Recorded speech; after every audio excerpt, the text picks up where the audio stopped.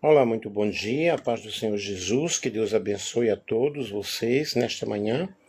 Hoje eu fiz uma live de intercessão sobre oração, falando sobre algumas revelações, e agora eu vou fazer uma live e você que vai nos assistir, compartilhe aí com outras pessoas. É uma live falando sobre homilética. Eu sou professor de teologia, ensinei muitos anos teologia e amo ensinar.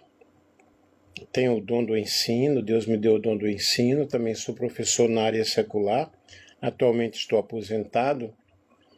Eu ensinei em Assunción, no Paraguai, em Caguaçu, no Paraguai, em Campo Novo, no Paraguai, em alguns lugares do Paraguai. Também na Argentina, no Uruguai, em Belo Horizonte, em João Molevade, em Foz do Iguaçu, em Valparaíso. Dei aula de várias matérias teológicas. Me encanta ensinar teologia.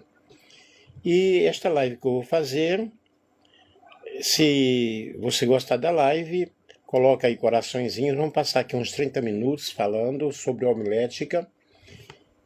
E eu vou usar o livro como base, o livro do... Deixa eu ver aqui do... Peguei um livro aqui muito bom, do Severino Pedro da Silva, Homilética, o Pregador e o Sermão. Um livro ótimo. Se alguém quiser, eu posso mandar o PDF para vocês. É só falarem no privado, ok?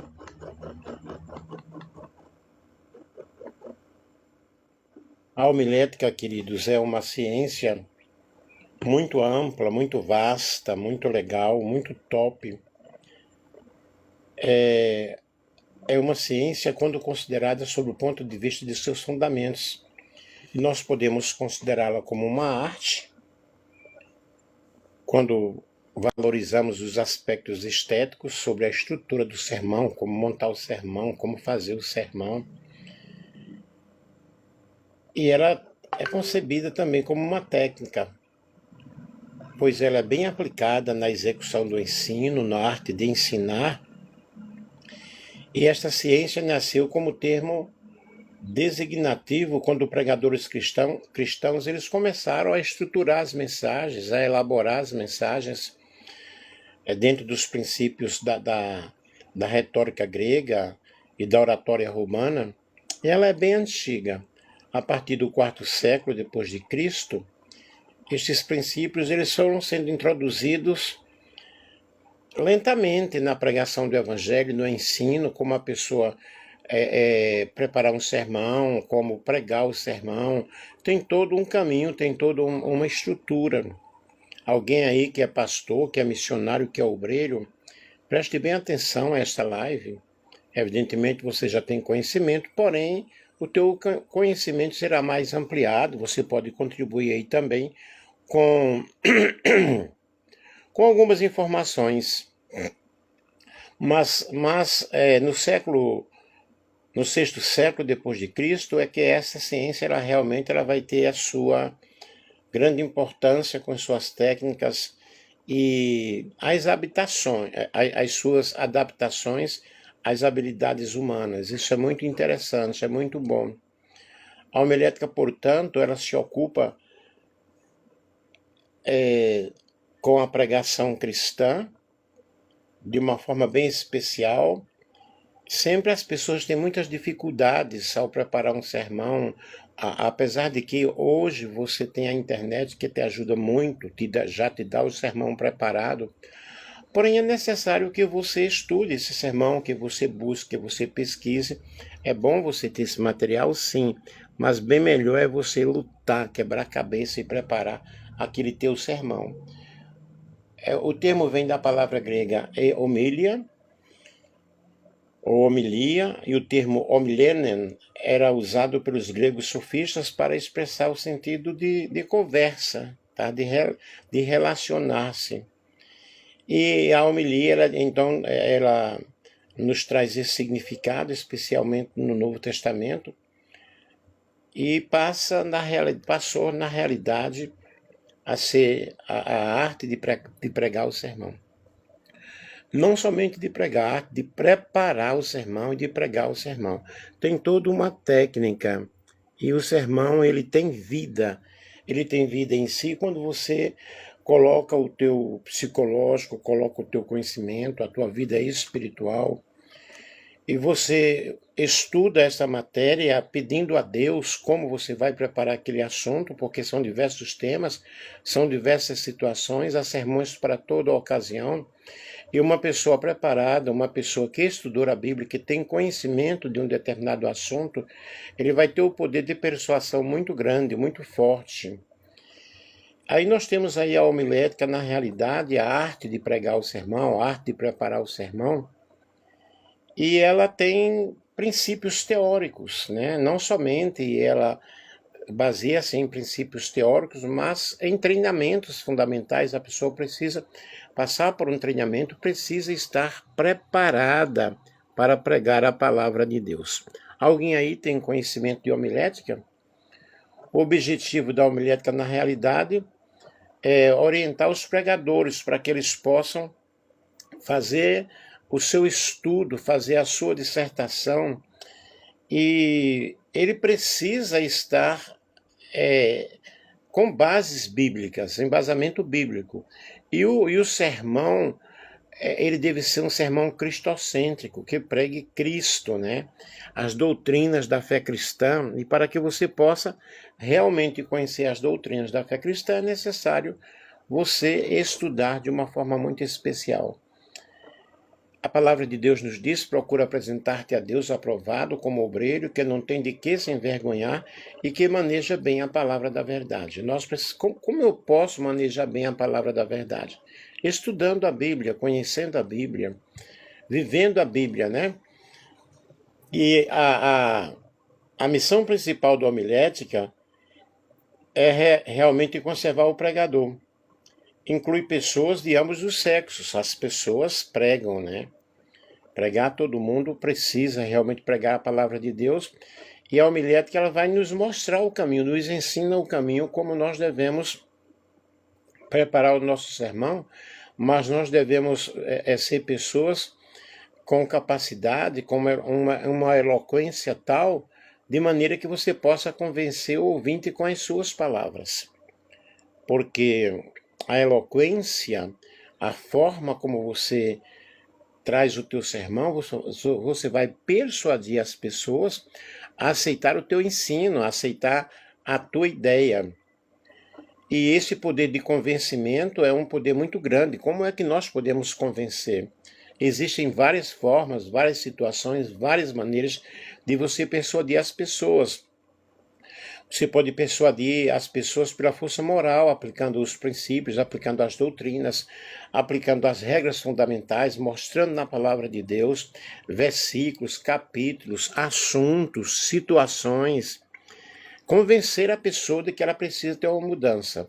Você também pode convencer através da força social, os costumes, as normas, a lei, pela força física, braços, né?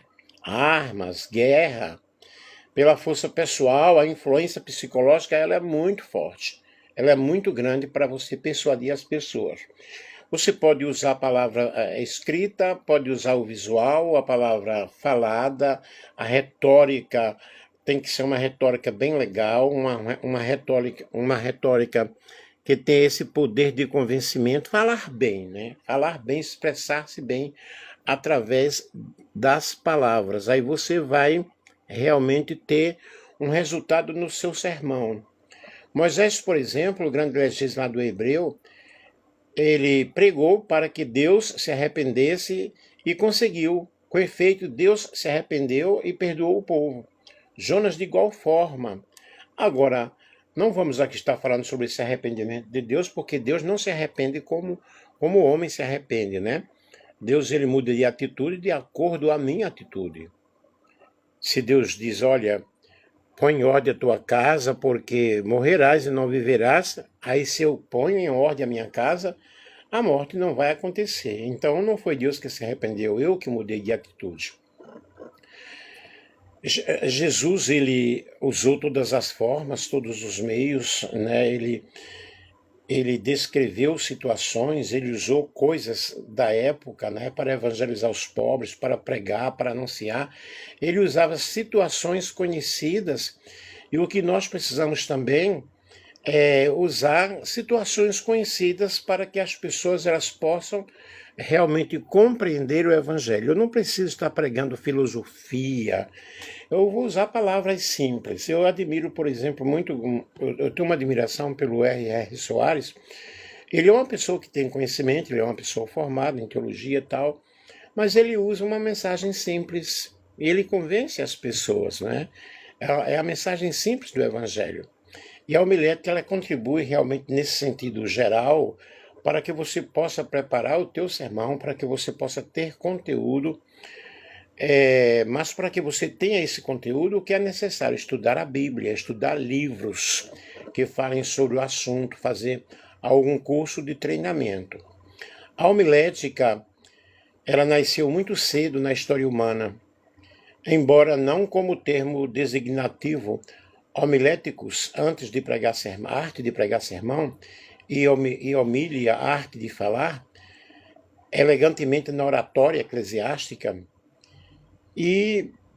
mas como oratória pictográfica, sistema primitivo de escrita, na qual as ideias são expressas por meio de desenhos das coisas ou figuras simbólicas. Nós vemos lá na arte rupestre, por exemplo, que foi uma das primeiras manifestações da arte, eram os desenhos, eram as escritas nas pedras, né? Ela surgiu na Mesopotâmia há mais de 3.000 anos antes de Cristo, para auxiliar justamente essa necessidade que os sacerdotes eles tinham de prestar contas dos recebimentos e gastos às corporações que pertenciam. Então vejam que a homilética ela é antiga, ela não é nova, né? Claro que cada vez mais vai tendo o seu aperfeiçoamento. Vemos o sistema sumeriano, viria a ser protótipo, primeiro tipo de exemplo, de outros importantes sistemas de escrita, como o egípcio, por exemplo, né? E nós temos várias situações, e aí nós temos a retórica do grego, rhetor, orador, numa assembleia, tem sido interpretado como a arte de falar bem ou arte da oratória. A pessoa tem aquela linguagem polida, aquela linguagem legal, aquela linguagem culta.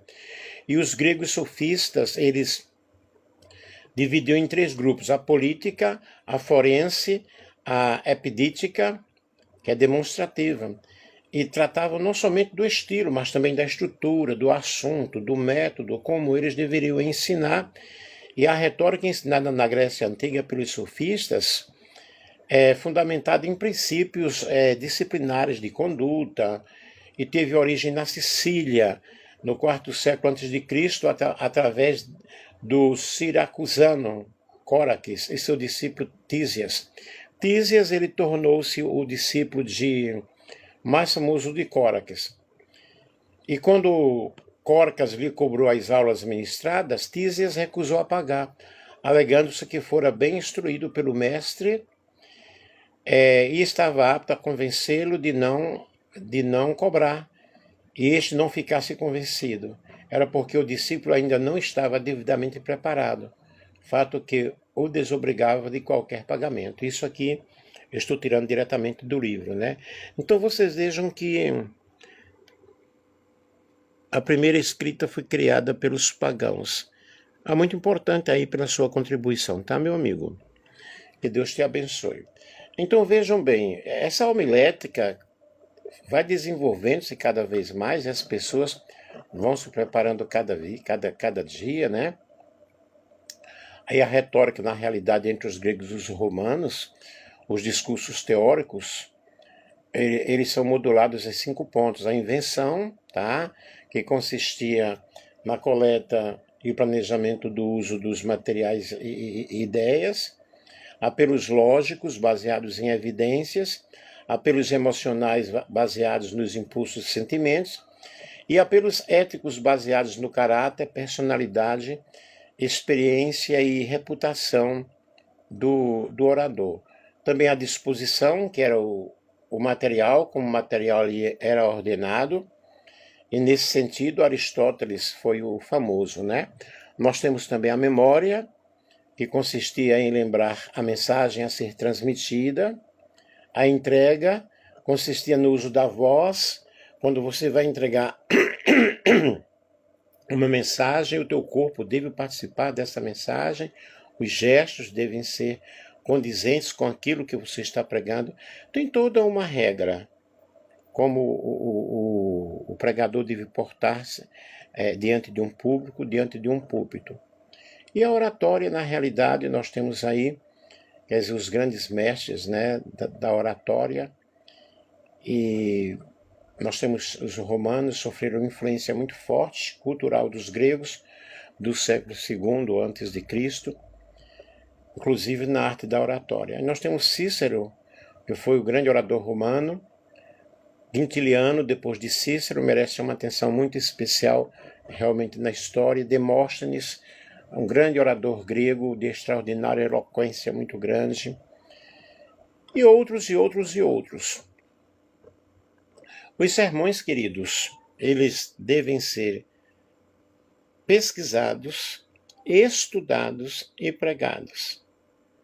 Por que pesquisados? Você tem um assunto, por exemplo, você vai falar sobre a posição da mulher na época atual. É necessário que você tenha conhecimento destes assuntos. Então não é de qualquer forma, de qualquer maneira. Você vai falar sobre os vários tipos de amor, né? Incluindo o amor de Deus, claro. Você tem que estudar, você tem que pesquisar, você tem que preparar e saber estruturar aquele teu sermão. Há muitos tipos de sermões e vários meios de você classificar por assunto, por tema, a estrutura, né? Aí nós temos, entre os sermões, nós temos sermões de natureza homiliasta,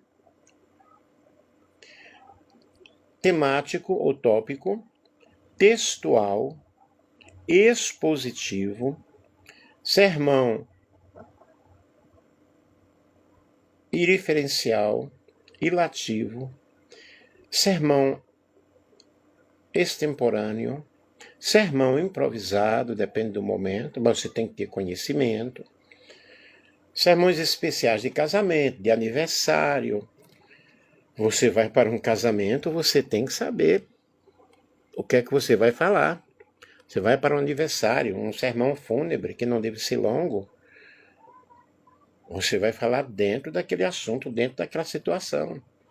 Palestras para os eventos especiais, palestras para crianças. Você não vai ensinar para uma criança igual você ensina para um adulto. Eu tenho formação, sou professor evangelista de crianças, trabalhei muito tempo com crianças, sou formado pela APEC, Aliança Pro Evangelização das Crianças. Eu me formei em 1987 em Belo Horizonte. Estudei lá com os presbiterianos, nota 10 para eles. E naquele ano eu alcancei muitas crianças, eu alcancei mais de 3.000 crianças. Trabalhei em creches, nas ruas, nas praças. Muito bom. Então, sermões homiliastas é o sermão temático. Ele é também chamado de sermão tópico, porque você tira ali um tópico da Bíblia e você prepara. A diferença do sermão temático quando confrontado com um sermão textual e expositivo. O sermão temático não começa com um versículo ou passagem longa, especial da Bíblia. Mas o sermão textual, textual e expositivo, você vai expor aquele assunto, vai expor aquela situação. O sermão textual, de acordo com aquilo que sugere o termo, é aquele em que as divisões são derivadas de um texto constituído de uma breve porção da Bíblia. Você vai dividindo em tópicos. Quando nós vamos fazer um artigo científico, nós temos introdução, desenvolvimento e conclusão. E nesse desenvolvimento nós temos tópicos, nós temos temas e subtemas. A mesma coisa o sermão. E outra coisa, é importante que você tenha um texto. Você precisa de um texto bíblico. O vocábulo texto deriva-se do latim texere, cujo substantivo texto significa tecer. O que figuramente significa que você vai reunir, você vai trabalhar, você vai construir, você vai compor aquele sermão. E não é fácil, na realidade, preparar um sermão. É difícil. Porque ele tem que ter uma lógica.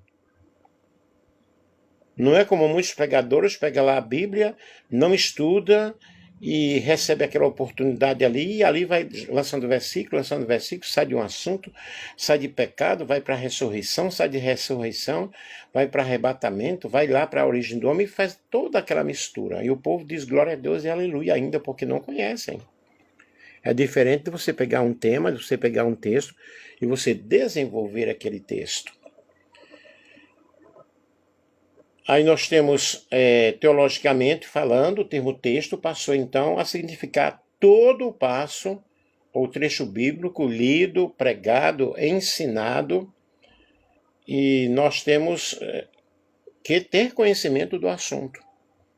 Na literatura, o sentido do texto passou a indicar qualquer porção escrita, e a sistematização partiu da leitura de narrativas ou de discussões contínuas de algum autor. Né? Eu sou professor de língua portuguesa e também ensinei literatura, ensinei muito português.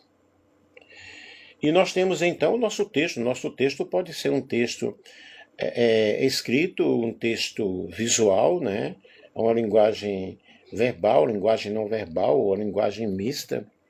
E aí a mesma coisa você vai usando com a palavra de Deus, com a Bíblia. De repente você vai dar uma palestra e você ali coloca slides e imagens de acordo com aquele texto que está ali, traz muito mais significação, tem muito mais significação, né? E a dissertação do sermão textual é inversa daquela que você apresenta o sermão temático, e aqui se baseia em um texto. Uma das primeiras tarefas do pregador na preparação do sermão textual é fazer um estudo completo do texto. É você ter as suas divisões principais, né? E no sermão textual, o pregador não se prende exclusivamente a um assunto por força de regra, mas ele tem vários tópicos, mas esses tópicos eles têm que estar um inserido no outro. Aí tem o sermão expositivo parece um pouco em sua estrutura com o sermão textual, sendo que necessariamente ele assume um caráter mais extenso, mais progressivo, porque é um tipo de um assunto que você gira, aquele assunto vai girar em torno de um tema, ok? Mas é necessário também você saber expor esses assuntos de maneira prática, com conhecimento, tendo base daquele assunto, apresentar algum referencial teórico dentro daquele assunto. Você estuda não somente a Bíblia, mas livros afins. Você escolhe a passagem. Deve ser um texto completo, um ditado, um parágrafo, uma seção, uma parábola, um livro, uma unidade literária. Você vai explicar sobre aquele texto, que deve também ter coesão, ter coerência. Você deve conhecer aquilo que você vai falar, não fale aquilo que você não conhece. Leia a Bíblia, estude sobre o assunto, faça uma leitura sintética, uma leitura biográfica, procure descobrir quem escreveu aquele texto, a situação histórica, a situação social, para quem foi aquele texto, para que tipo de público, o público-alvo daquele texto, né? Uma leitura teológica é buscar justamente um embasamento doutrinário, um ensino doutrinário para você expor dentro daquele texto, né? E essa uma leitura tópica, buscar os assuntos principais, uma leitura analítica, buscar o interrelacionamento entre os textos. Então observe aqui que não é fácil preparar um sermão. Não é fácil pregar um sermão. Então o sermão expositivo é de fato uma exposição em ordem, tá? Introdução, desenvolvimento, conclusão, apelo final, as considerações finais e o apelo final, né? E são vários os tipos de sermões que você pode realmente usar.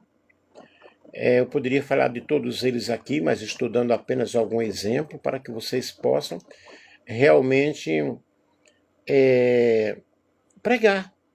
E os sermões especiais, sermão para casamento, trata-se mais de uma mensagem prática, cheia de várias recomendações. Mas ali, no sermão do casamento, não é momento de você estar explicando, tem que ser assim, assim, assim. Não, procura um sermão que você possa agradar o público, né? Mas tenha conteúdo. O assunto principal para um sermão de casamento ou sermão nupcial está baseado, tem como base passagens bíblicas, né? E a mesma coisa em sermão de aniversário ou outros tipos de sermões que você pode realmente pregar e pode ensinar de uma forma maravilhosa.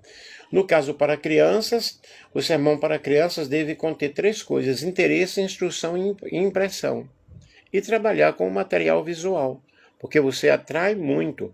Se o adulto, eu mesmo gosto de trabalhar com material visual, e principalmente com as crianças, você deve preparar um assunto bem necessário.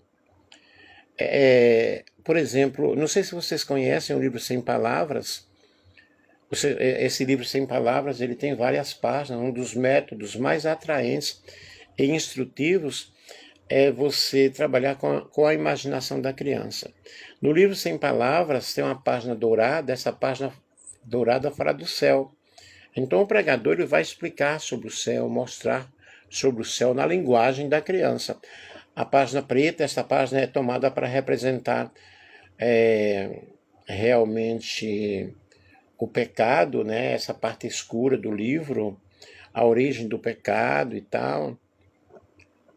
Até que devemos ter muito cuidado ao usar essa linguagem, né? Porque não podemos associar, no caso, preto ao pecado. Isso é bem complicado. Tem que ter um jogo de cintura para explicar essa situação. A página vermelha, ela representa o sangue de Jesus, fala sobre o sacrifício de Jesus, sobre a morte de Jesus. A página branca representa o coração limpo, vai mostrar o que é, né, como que é. A página verde fala de uma vida de crescimento com Deus. Então esse livro Sem Palavras é muito importante para você apresentar para as crianças. E o sermão ele deve ter um texto. Tem que ter um texto. Todo sermão deve ter o seu texto bíblico. Não esqueçam disso. A Bíblia é a principal pregação, né? Como você deve apresentar esse sermão? Deve apresentá-lo da melhor forma possível. Qual a melhor forma de apresentar o sermão? Ler, recitá-lo ou pregá-lo de improviso? No caso de grupos especiais, tais como os surdos mudos, adota-se a mímica. Entretanto, tornando-se pessoas, outro tipo de gente, outro tipo de público, você vai ler o sermão, você vai explicar o sermão, você estudou, preparou o teu sermão, você tem o teu sermão ali, tem um esboço, ok? Você deve ler várias vezes, coloca ali em cima do púlpito, dá uma olhadinha, mas você já sabe o assunto porque você estudou de antemão. Não é você pregar um sermão copiado da internet e agora você vai ter. Todo mundo vai saber que você está lendo aquele sermão e que você não tem base para explicar. O público vai entender que você está apenas lendo. Então você leia várias vezes o teu sermão, várias vezes, marque os versículos bíblicos, porque aí você vai ter autoridade para ensinar. Vocês me compreendem? Vão ter uma autoridade maravilhosa para vocês ensinar. O sermão de improviso, de momento ali, mas você já tem conhecimento do assunto. Por isso que um pastor deve ser uma pessoa que tem uma formação teológica, né? Que tem um curso teológico, ele vai dominar assuntos. Um pastor deve ser uma pessoa preparada culturalmente, psicologicamente, academicamente. Principalmente, claro, no nível espiritual, ter nascido de novo, né? Ter uma experiência muito grande com o Senhor, ter uma experiência com Deus. E as partes de um sermão, pessoal, eu estou chegando aqui ao final, os elementos gerais de um sermão, ele tem o título, tá? Ele tem o título, ele tem o tema, o texto, a introdução, o exórdio, instrução central, o corpo do sermão, as divisões, as subdivisões, as transições, a aplicação do sermão e a conclusão. Então vocês vejam, é fácil fazer um sermão? Não é fácil. De maneira alguma. Por que tantos elementos? Porque você vai seguir uma ideia central. Você vai ter um desenvolvimento daquele assunto. E é como eu falei para vocês, igual um artigo científico, introdução, desenvolvimento e conclusão. Tem as suas divisões e as suas subdivisões. O título é a primeira parte do sermão. A função do título é chamar a atenção, é atrair as pessoas. Logo, pelo título, as pessoas vão ter interesse em assistir o teu sermão ou não. Deve ser um título sugestivo, deve ser um título atual. Não deve ser um título negativo. O pregador nunca deve usar títulos extravagantes ou negativos. Título dessa natureza e temas extravagantes, assim, nem salva nem convence ninguém. Eu preciso ter um título chamativo. Por exemplo, 3 razões por que Cristo salva. Sem dúvida alguma, o resultado seria glorioso. Aí você vai explicar o porquê, né? O título pode ser guiado para uma divisão correta, para um local, né? O local quando se prende apenas a um assunto ou uma obra. Geral, quando ele encabeça outros títulos. E subtítulo, quando é uma parte apenas do título geral. Você vai subdividindo aqueles temas, aqueles títulos, e você vai explicando. A natureza do título deve ser uma natureza declarativa. O que Deus não pode fazer é curiosidade. Tito, capítulo 1, versículo 2, interrogativa. Agora, interrogativa, onde está Jesus? É um título que dá vontade de conhecer sobre, né? E exclamativa, para mim o viver é Cristo, determinação. E você, na homilética, a história do título deve ser um assunto muito particular de cada pregador. E tem pregadores que gostam de determinados temas, determinados assuntos, determinadas situações. E na homilética isso é muito importante, né? O tema é a segunda parte do sermão, vem depois do título. É a síntese do assunto em discussão. Vem de uma raiz grega, tema que significa ponho, coloco, guardo, deposito, tá? A função do tema é sintetizar o assunto. É personificar o assunto, ok? O texto refere-se à passagem bíblica. Você não vai ler 10 capítulos. Tem pessoas que vai pregar na igreja, já vi muito, e lê um capítulo inteiro. Não, gente, lê uma porção ali. O vocábulo deriva-se do latim textere, que significa tecer, e figurativamente quer dizer reunir, construir, compor, expressar o pensamento. Dependendo da natureza do sermão, o texto pode sofrer alterações. Sermão textual, né? Sermão expositivo, uma porção. Sermão textual, o texto, mas não lê um texto enorme. Resume aquele texto. Um sermão temático, você lê a passagem. Um sermão iliativo, uma inferência. Um sermão extemporâneo, uma palavra. Um sermão para ocasiões especiais, você lê uma frase. A introdução é muito importante, porque a introdução é despertar a atenção, né? Igual em um trabalho científico, nós fazemos o que? Nós fazemos um resumo. Um resumo no início que está mostrando ali o que é que vai acontecer em todo aquele trabalho. Aí na introdução você dá aquelas pinceladas, mais ou menos o que vai tratar, do que vai se tratar o assunto, né? A introdução, ela visa diretamente o assunto principal. Então é preciso, muitas vezes, uma citação, uma explicação, tá?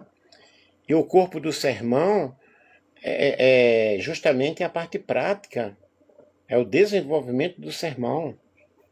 Dependendo da cultura ambiental, essa parte do sermão, são as ideias, a descrição, a narração, a dissertação, a exposição, a oração, a explanação, a argumentação. Dependendo do tema, dependendo do título, né, você vai aí trazer o teu sermão, a tese, a proposição, a prédica, o assunto, o corpo do sermão, o conteúdo da mensagem, o calor da eloquência, da pregação, né? A descrição analítica detalhada, tudo tem que ser nos mínimos detalhes. A narração, que é a exposição dos fatos do sermão. De repente você vai contar uma história, e aquela história ela é ilustrativa, e você vai prender a atenção da pessoa. E um sermão não pode ser muito longo também, não pode ser tão longo porque cansa os ouvintes, tá?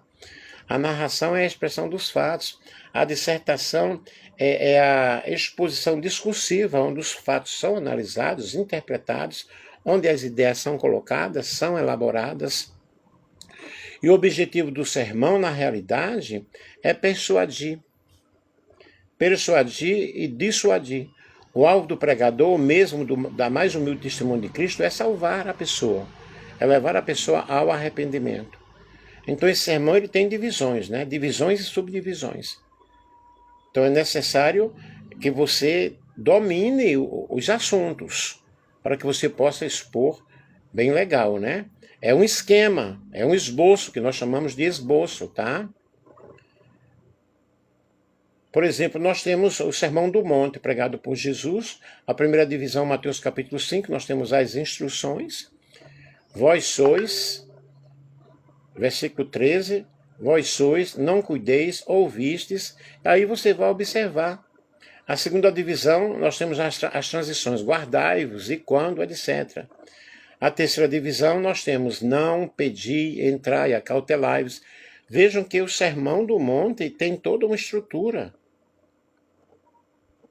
E a aplicação do sermão é um dos elementos mais importantes do discurso, porque essa aplicação é justamente todo o processo do sermão, todo o desenvolvimento do sermão, levou você a explicar aquele assunto. E o objetivo da aplicação realmente é buscar um resultado positivo. E ele termina o quê? Termina com um apelo, mostrando para as pessoas como elas devem mudar de vida, como elas devem aceitar Jesus. Aí nós chegamos à conclusão. Essa conclusão é um repasso dos pontos principais e deve ser realmente algo bem conclusivo, algo bem legal. Aí você vai levar a pessoa o quê? A ter um encontro pessoal com Cristo. Agora você que entendeu estas palavras e tal, quer aceitar Jesus, quer mudar de vida, eu convido você a fazer essa oração. Aí você termina o seu sermão com um grande resultado. E terminando aqui, queridos, o que é que eu preciso entender? Eu preciso entender que eu sou uma pessoa humana, que preciso da graça e da misericórdia de Deus, e eu preciso estudar a palavra de Deus. Eu preciso colocar-me diante da presença do Senhor, tá? Tudo isso aqui que eu falei, de nada serve se você não tem uma vida espiritual. Se você tem uma técnica de comunicação maravilhosa, se você tem uma expressão corporal maravilhosa, gestos maravilhosos, se você prega tudo muito bonitinho, tudo dentro dos conformes, mas que se você não tiver uma vida espiritual com Deus, de nada serve. Ok? Que Deus abençoe, que Deus ajude. Eu espero que você tenha compreendido. Em outros momentos eu estarei falando mais uma vez sobre homilética. Eu espero que vocês tenham gostado e que aqueles que